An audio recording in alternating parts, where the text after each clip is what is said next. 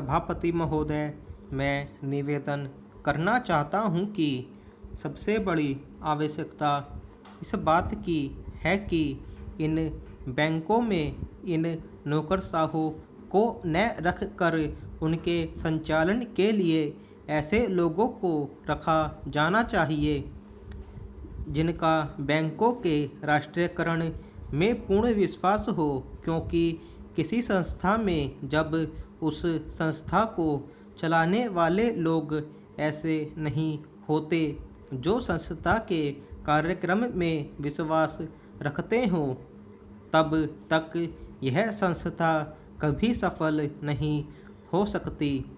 मेरा कहना यह है कि हमारे देश में सार्वजनिक उपक्रम जो असफल हैं, उसका सबसे बड़ा कारण यही रहा है। जितनी भी असफलताएं हुई हैं, उसका कारण हमारी नौकरशाही रही है। जिस नौकरशाही को समाजवाद में बिल्कुल भरोसा नहीं है, उसका सदा बोलबाला रहा है। इसका परिणाम यह रहा है कि एक ओर तो इस देश में छोटे छोटे मामलों में बराबर देरी होती गई है, निर्णय नहीं लिए गए हैं, और दूसरी ओर उसके होने वाले लाभों से गरीबों को दूर रखा गया है।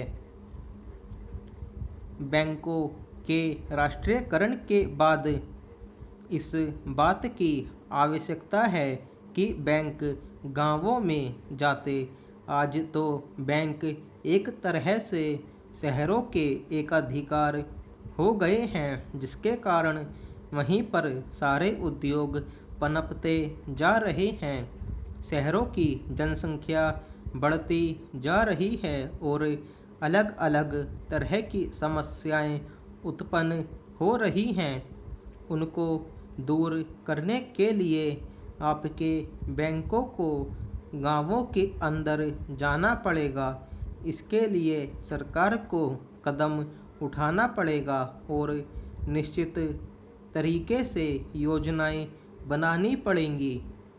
निश्चित निर्देश देना पड़ेगा जिसके आधार पर बैंकों का ज़्यादा से ज़्यादा लाभ गांवों और उन कस्बों को हो जहां अभी तक लोगों का काफ़ी विकास नहीं हो पाया है।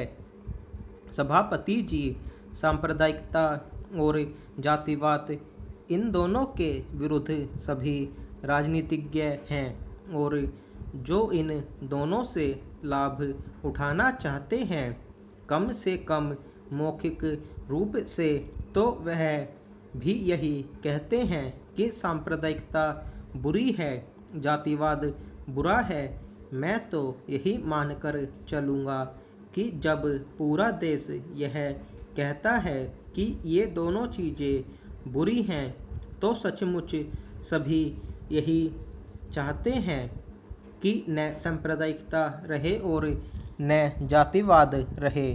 आज भी हमारे देश की राष्ट्रीय आय का 50% कृषि से आता है।